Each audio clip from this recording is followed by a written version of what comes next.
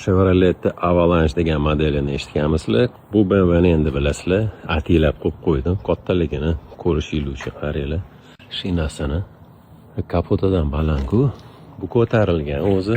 Bu pick-up truck hisoblanadi, lekin bu sal boshqacharoq pick-up truck. Qaranglar.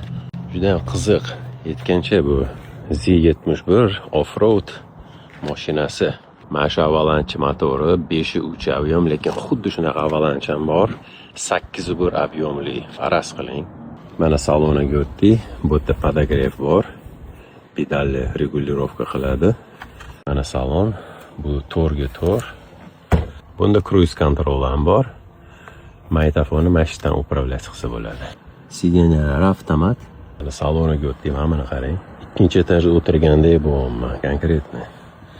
Mana bu salon bo'ladi. 2005-yil, bular 2001-yildan chiqqan, lekin hozir to'xtatilgan производствоdan. Yoqqan bo'lsa like bosinglar, hammaga omad.